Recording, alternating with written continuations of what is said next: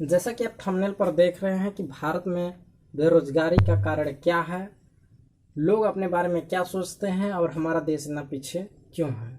जब आप इस वीडियो को शुरू से अंत तक बिना स्किप किए हुए अगर देख लेते हैं तो आप अपने आप को दोष दोगे और किसी अन्य को नहीं, जो सरकार की आलोचना करते चल रहे हैं ना कि हमें मोदी जी ने बेरोजगार बना दिया, तो देश में लॉकडाउन लगा करके हमें हमारे रोजगार को छीन लिया, ये सब कहना आप भूल जाओगे।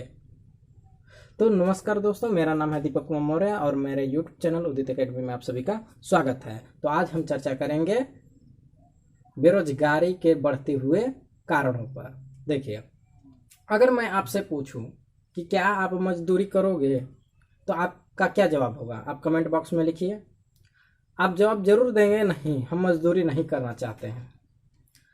अगर हम आपसे पूछें क्या आप दुकान पर काम करोगे, क्या आप प्राइवेट कंपनी में काम करोगे, तो आप जवाब देंगे नहीं, मैं प्राइवेट कंपनी में काम करना नहीं चाहता हूँ। मैं आपसे कहूँ कि क्या तुम्हें कोई कला आता है, क्या आप कला बनाओगे, क्या आपको पेंटिंग आता है, आप कहोगे नहीं। क्या आपको गाड़ी चलाने आता है, क्या आप ड्राइवर बनोगे, क्या आप मैकेनिक बनोगे, क्या आप बिजली विभाग में काम करोगे, तो आप कहेंगे नहीं, हम ये सब काम करना नहीं चाहते हैं। तो भाई आपसे हमारी यही सवाल है कि अगर आपके अंदर कुछ काबिलियत होगा, कोई काम करने लायक रहोगे, तब तो काम करोगे, तब तो आपको नौकरी मिलेगी। गवर्नमेंट आपको क्या मुंह देख करके जॉब देगी, या फिर आपके अंदर कोई काबिलियत होगा, कोई हुनर को देख करके जॉब देगी? कोई कंपनी वाला आपको रखेगा तो ऐसे ही रख लेगा? क्या आप वहाँ कुर्सी पर बैठने जाओगे? हमारे भारत में युवा पीढ़ी यही सोचता है कि हमें आराम की कुर्सी पर बैठने वाला नौकरी मिल जाए, हम वहीं पर कुर्सी पर बैठे और कोई काम भी ना करना पड़े और हमें इनकम मिलता रहे, हमें सैलरी पर्याप्त मात्रा में मिले। यही कारण है भारत को पीछे ले जाने का। आज जितने भी गवर्नमेंट कर्मचारी हैं, शायद कोई काम कर रहा है और बहुत सारे ऐसे कर्मचारी हैं जो बैठे बैठे समय काट करके अपना केवल उपस्थिति लगा करके घर चले आते हैं, अपने रूम पे चले आते हैं। ठीक, तो वही चीज आप भी चाह रहे हो।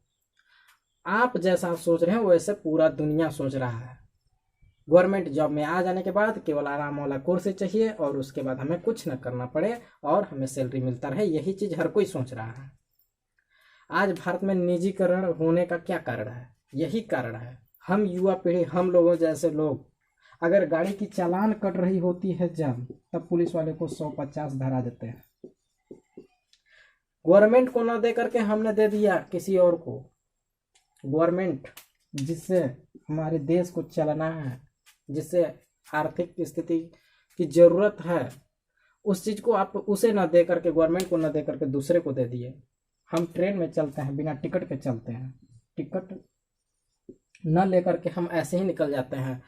अगर वो वहाँ पे हमें कोई टीटी मिल गया तो हम उसे 150 पकड़ा देते हैं। तो यही सब क्या कारण है? निजीकरण का कारण है। और हमारे भारत में नव युवा पीढ़ी जो इस समय बौखला उठे हैं, तो वो उनकी खुद की कारण है। अगर हम आपसे पूछें कि आपकी क्वालिफिकेशन क्या है, आप कहोगे हम ग्रेजुएट हैं, पोस्ट ग्रेजुएट हैं। अगर पोस्ट ग्रेजुएट हो, क्या आप हिंदी पढ़ा सकते हो? आप कहोगे जी सर, हिंदी में पढ़ा सकता हूँ, मैं प्राइमरी क्लास का पढ़ा सकता हूँ, मैं 8वीं क्लास तक पढ़ा सकता हूँ, इंटर तक मैं पढ़ा सकता हूँ, लेकिन थोड़ी सी समस्या है, कुछ कुछ चैप्टरों में हमें प्रॉब्लम आता है। ठीक, ऐसे ही आप जवाब दोगे। या तो फिर कहोगे 100% नहीं सही से पढ़ा सकता, लेकिन कोशिश करूँगा, या एक बार मुझे पढ़ना पड़ेगा फिर मैं पढ़ाऊँगा, यही कहोगे। एक बार तैयारी करके मैं आऊँगा तब पढ़ा पाऊँगा। मैं कहूँगा कि इंग्लिश पढ़ा सकते हो, आप कहोगे कोशिश तो करूँगा, 100% तो नहीं, 100% श्योर तो नहीं हूँ कि मैं पढ़ा दूँ, लेकिन कोशिश जारी रहेगा कि हम पढ़ा लें। लेकिन कुछ चैप्टर में प्रॉब्लम है, ग्रामर मुझे अच्छे से नहीं आती है, ठीक, आंसर राइटिंग हम नहीं कराने पाएंगे, लेकिन सिलेबस तो मैं कवर करा दूंगा। ऐसी ऐसी समस्याएं आप सुनाएंगे। तो मैं कहता हूँ आप समस्या सुना रहे हो तो इसके मतलब आपके अंदर वो हुनर नहीं है, वो काबिलियत नहीं है। तो नौकरी क्यों खोज रहे हो? तब सरकारी नौकरी क्यों ढूंढ रहे हो?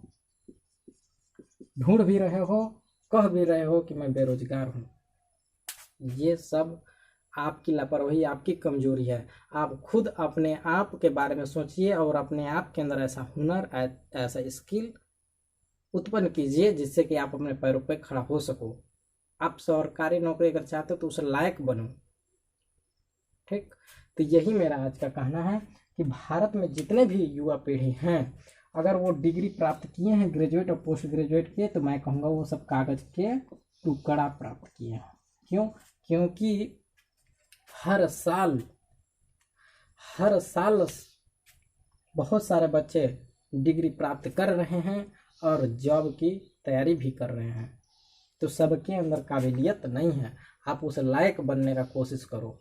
ठीक, आज चाइना और जापान के बच्चे जो हैं कम उम्र में ही अपना आजीविका चलाने के लायक हो जाते हैं, जबकि हमारे भारत में 26 से 30 साल के बच्चे हो जाते हैं, वो केवल अपने मम्मी पापा पर ही आश्रित रहते हैं।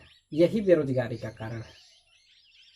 आधा उम्र तो आपका चली गई केवल जॉब को पाने में।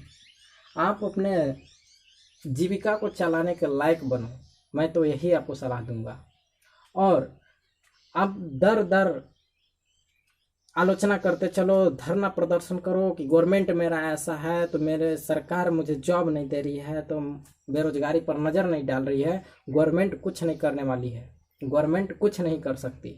ठीक, गवर्नमेंट आपको जॉब देने घर नहीं आएगी, बल्कि आपको एक राह ही दिखा सकती है।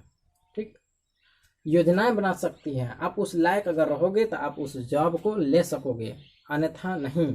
तो आप अपने अनुसार अपने लायक कार्य खुद ढूंढ लो, अपने अनुसार खुद करो, मैं तो यही सलाह दूंगा।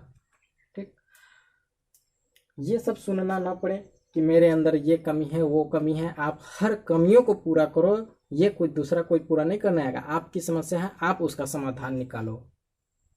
तो हमारा यही सलाह था इस वीडियो में। अगर आपको कुछ सीख मिलता है तो आप कमेंट बॉक्स में ज़रूर उस तरह की मैसेज टाइप करें। धन्यवाद।